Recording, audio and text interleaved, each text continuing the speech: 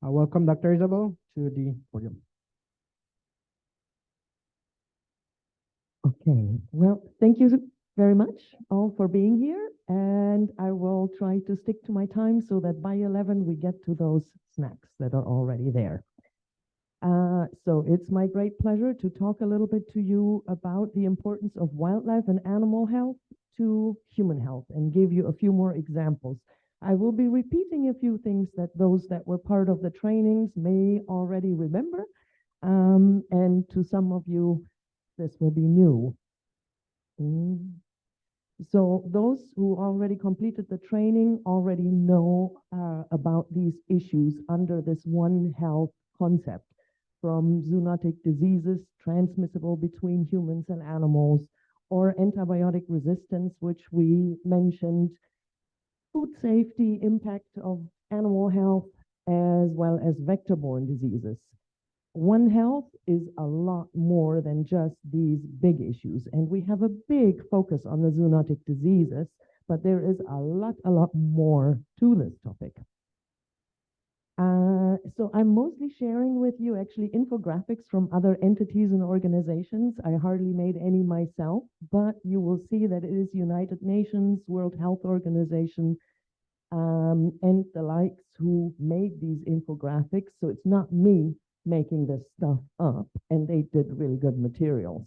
This here shows you a little bit of the factors that all play into the health. So you've seen already this image of the three circles where we have human health, animal health, and environmental health, and this overlap in the center with One Health. And this slide here lists a little bit of the factors that impact, of course, environment, for example, with biodiversity loss, deforestation, air and water pollution, and the big one here, climate change. So while we talked about One Health and we talked about the issues here in the center a little bit, we really haven't gone into what all drives this. Again, our program participants learned this number, that about 60% of the infectious diseases that we as humans get are zoonotic, so they are shared with animal species.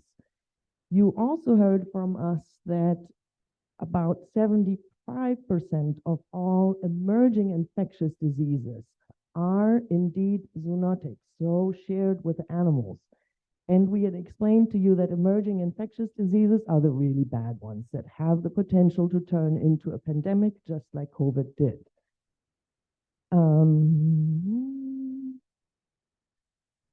And again, our program participants learned about vector-borne diseases, and many of you already knew a little bit about these diseases transmitted by vectors, live or inanimate, transmitting, for example, leishmania or bay sore or yellow fever or Lyme disease, which we do not yet officially have here. But did everybody here know that about half of the global population is at risk of vector-borne diseases, of being infected by a vector? Maybe not. And these are also on the rise. Same zoonotic diseases and vector-borne diseases are on the rise, and this is impacted by climate change as well. That drives this faster and faster. So why do we have this increasing emergence, increasing zoonosis that are appearing on our planet or that we're encountering? There are some of these drivers from deforestation. So we're removing habitat that is occupied with wildlife, and humans are moving forward. So we have more contact between humans and animals. That way, this increases the number of diseases that can actually reach us. We mentioned already antimicrobial resistance, and then we also have intensive agriculture and livestock production, which drives this. When we have large numbers of animals in one place, combined with large numbers of humans, that is a breeding ground for diseases, unfortunately. And then this big point, which we, with this program, try to address here, illegal and poorly regulated wildlife trade. And again, climate change are all pressuring this to happen faster and faster. So a pathway for epidemics here, starting with deforestation, and then you have collecting more and more species, trafficking them, especially in animal markets, increases the risk of zoonosis. This is more or less how COVID came about. Whoops, sorry, jumped slide. This is just another slide to share with you from Asia to give you some numbers. It's not so easy to see, but it's mind-blowing. So the scale of the trade in wildlife is immense. With frogs here, we have about 1 billion. This is over a period of 2 years. And then we have over 2,200 tigers seized, for example, to mention a big animal. The pressure of the traffic is tremendous. Here another slide of wildlife hunt, a little bit depressing. So the impact of our land clearing and our using up of our natural resources has led to a decline of 68% from 1970 to now. So it's time to take some action. Here is a slide very similar to what Dr. Manzanero shared a moment ago. So these are pandemics listed starting from the bottom up with the first corona one in the early 2000s, all COVID-19, showing it's not new. This is something that is known, risks exist, but now we've had a strong argument thanks to COVID that this is really, really important and it impacts the entire world. So preventing the next pandemic is the goal. And this involves One Health and looking at emerging infectious diseases and curbing wildlife trade, because those is a major driver. Slide here from the WCS. You can see here this definition for One Health, which again, our program participants have seen. I like to show this just to show the big guns here. Food and Agricultural Organization, World Animal Health Organization, World Health Organization, and United Nations Environmental Program came together to make this definition of what is this One Health approach that we should take to solve these global problems. And yeah, it's integrated, unifying approach that aims to balance sustainably the health of people, animals, and ecosystems. And yes, even World Bank Group, which to me tells me if the World Bank talks about how important it is to invest in One Health to prevent future pandemics, to me that says, okay, that must really, they must be onto something. And yes, 2021, this definition was created thanks to COVID again, but this whole concern and issue is many, many decades old. There are manuals from policymakers on how to prevent the next pandemic and how to break the chain of transmission for these zoonotic diseases. Yeah, now back to here. What can we do? What can you do? We can stop wildlife crime. That is one thing that we can do, and it is dead serious. It is not just deadly for the animals, but it is potentially deadly for us humans. So combating zoonotic disease outbreaks. Number one is we have to be aware. So education is crucial on this, because same as in our human-wildlife conflict, most times people just didn't know. And they may have had good intentions, but they didn't know. So education, truly crucial. Keeping good health for our animal populations.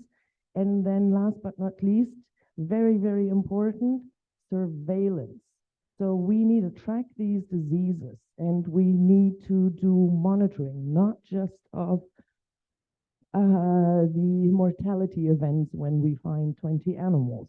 And fortunately, we have Dr. Lincoln with us from ARCAS, who will be talking after the break a little more about the monitoring already done across the border in Guatemala, thanks to our same funder. And we hope to match this in the future here. So what you can do, again, be aware, support, and learn more about One Health. and you can report diseased or dead animals, because even when they're sick, or especially when they're sick or dead, we will still sample them and look for zoonotic diseases, and it will help the monitoring of anything that may pop up. And yes, when in doubt, the key mantra for us is call us. We have a 24/7 hotline. We're there to assist with advice in any kind of wildlife emergency, dead or alive, whether wildlife is in trouble or is giving you trouble in the form of conflict. We are there to figure out the best way to help you with non-lethal means whenever possible. So yeah, another key solution to reduce this risk, as well as the damages to human livelihood, is managing human-wildlife conflict. And again, we're here to advise with a hotline.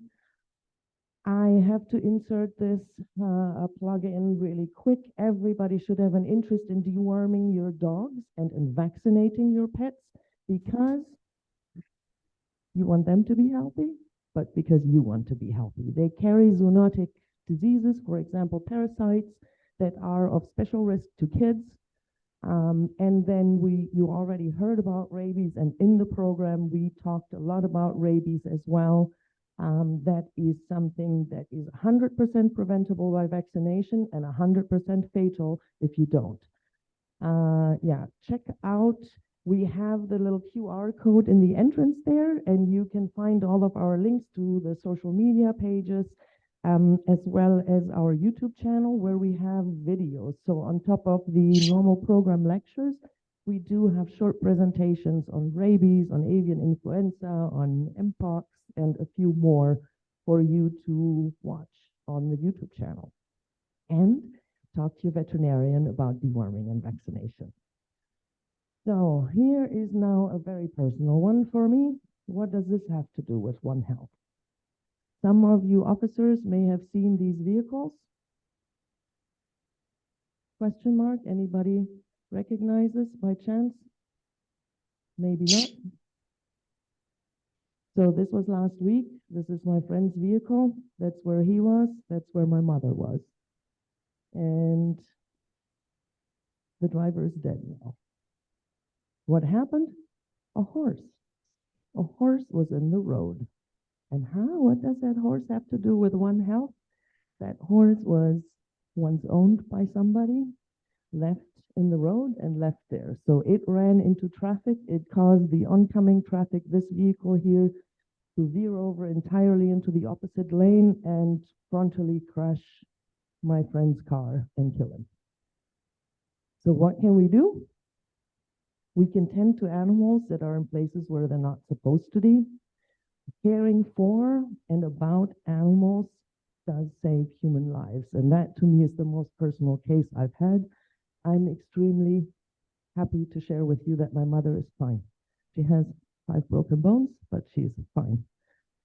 And came out of this alive. But this is a One Health concern. This is an animal in a place where it shouldn't be. And what can we do about it? We can report it. We can report it. We can try to move these animals. I know there is not a good solution, as in we don't have a dedicated facility where we can send these horses, but let's not leave them in the road. So One Health is that connection between our health, animal health, and the environment. If we protect one, we protect all. Why it is becoming more and more important, as already mentioned earlier, we live closer together, we live more, we encroach more in wildlife habitat, we have climate change and land use change, and a lot more travel, which makes it so much easier to move pathogens in a day from one side of the world to the other. And with that One Health approach, we tackle these shared threats by looking at all angles. And in the training, we gave you examples of how we may treat the disease in the environment instead of waiting for it to reach humans, as one example. So the importance of cooperation cannot be overemphasized. It is absolutely essential. It is very multidisciplinary. We think conservation is already such a broad field. While talk about One Health, it gets a lot more broad, including everybody. And the ultimate challenge is for us to get along and agree to work together and get the job done.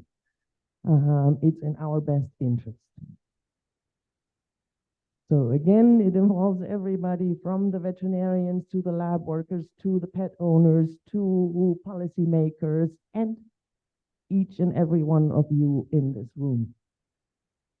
One more plug in here. This is the little logo that we created, the same 3 circles representing One Health. And here with our different languages translation for One Health Connect Alawi. And once more, our hotline number here that you can call 24/7. Our big goal is to prevent and mitigate wildlife conflict and crime, decrease mortality and the zoonosis risk for humans. Favorite outcome for the victims, release. Ultimate goal, coexistence between us and our environment. And last but not least, One Health. Very short interjection here. I know many people fear snakes. This is a baby boa that was rescued and released, thankfully. What did he do? This is a ginormous rat. So this person was kind enough to leave the snake and bring her in as opposed to killing her. And what she'd done is eaten pests. Boas will consume lots of rats. So that is a way of coexisting. And if you really don't want the boas to come eat the rats, then don't have food around for the rats. And you won't have rats and you don't need boas. Sorry. And that is the end of this presentation.